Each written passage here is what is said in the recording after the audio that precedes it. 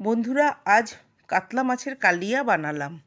প্রথমে মাছগুলো ভালো করে ধুয়ে তাতে নুন, হলুদ, আদা, রসুন, কাঁচা লঙ্কা বাটা ও সামান্য তেল দিয়ে ভালো করে মেখে 10 মিনিট রেখে দিয়েছিলাম। এবার ওভেনে কড়া বসিয়ে গ্যাসটা জ্বেলে দিলাম। কড়া গরম হয়ে গেছে, তাতে পরিমাণ মতো তেল দিলাম। তেল গরম হয়ে গেছে, মাছগুলো ভালো করে ভেজে নিচ্ছি।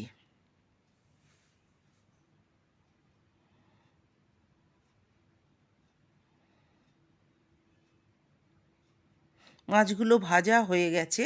এবার কড়াতে ওই তেলে ফোড়নে দিলাম গোটা গরম মশলা। ফোড়নের সুন্দর গন্ধ বেরোলে কিছুটা কুচনো পেঁয়াজ দিয়ে দিলাম। পেঁয়াজটা একটু ভাজা ভাজা হলে দুটো পেঁয়াজ পেস্ট করে রেখেছিলাম সেটা দিয়ে দিলাম।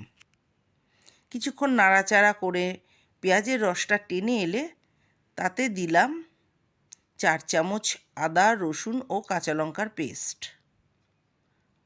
হাফ চামচ নুন, 1 চামচ হলুদ গুঁড়ো, 1 চামচের মতো কাশ্মীরি লঙ্কা গুঁড়ো, 1 চামচ জিরে গুঁড়ো ও 1 চামচ লঙ্কা গুঁড়ো। মশলাগুলো দিয়ে ভালো করে কষতে হবে। মশলা থেকে তেল ছাড়তে শুরু করেছে। দুটো টমেটো পেস্ট করে রেখেছিলাম সেটা দিয়ে দিলাম। আরও কিছুক্ষণ কষে নিচ্ছি। এবার 1 কাপ টক দই ফেটিয়ে রেখেছিলাম সেটা দিয়ে দিলাম। আবারও কিছুক্ষণ ভালো করে কষে নিচ্ছি।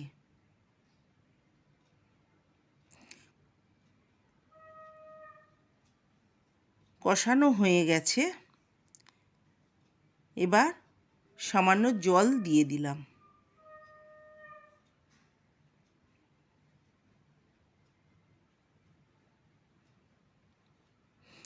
ঝোলটা ফুটে গেছে, মাছগুলো দিয়ে দিলাম।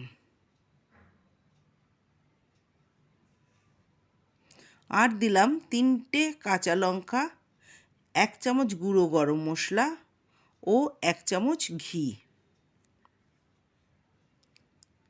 এখন একটু নেড়ে চেড়ে নিচ্ছি, কারণ সব জিনিসগুলো মশলার সাথে মিশবে।